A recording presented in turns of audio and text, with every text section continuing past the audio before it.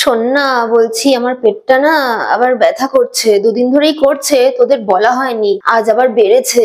আপাতত ওই পেইন কিলারটাকে কমাও মা, রাতে বাড়ি ফিরে দেখছি তোমার ব্যাপারে ভালো কারোর সাথে একটা কনসাল্ট করতে হবে। না মা, একদম এইসব পেইন কিলার তুমি খাবে না, তোমাকে টাইম দিতে না পেরে এইসব পেইন কিলার খাইয়ে খাইয়ে তোমাকে কিল করার প্ল্যান করছে। তোমার জন্য এখনই একটা অ্যাপয়েন্টমেন্ট বুক করছি, তোমার এমআরআই করতে হবে। নিজে তো খালি উইকে 3 দিন চেম্বার করো, আমাকে ডে ডিউটি নাইট ডিউটি তারপর চেম্বার এইসব করে টাইম ম্যানেজ করতে হয়। এই জন্য এদের নিজের রোগের কথা কিচ্ছু বলি না, এখন এরা আমায় দেখবে নাকি নিজেরাই চুলোচুলি করে মরবে।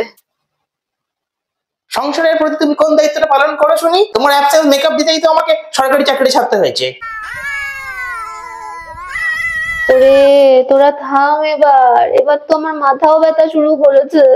হ্যাঁ আমি জানি তো, দেখো দেখো নিজের মায়ের কি অবস্থা করছো। আমি বলছি শোনো, এখনই এমআরআই এর কোনো দরকার নেই, আগে ওষুধগুলো খাক, তারপরে সময় করে এন্ডোস্কোপি করে দেখা যাবে। না না একদম না, এইসব ওষুধ তুমি একদম খাবে না মা, মায়ের শরীরের তো কোনো খোঁজও রাখো না, এখন এইসব পেইন কিলার খাইয়ে কিডনিটা তো 12টা বাজাবে মায়ের।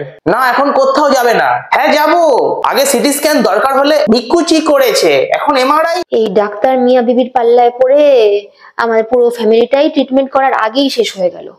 না, আমি আর সেই চান্স এদেরকে দেবো না। কে ফোন করছে? মা? হ্যাঁ মা, তুমি হসপিটালে চলে গেছো একা একা? কখন? কিভাবে?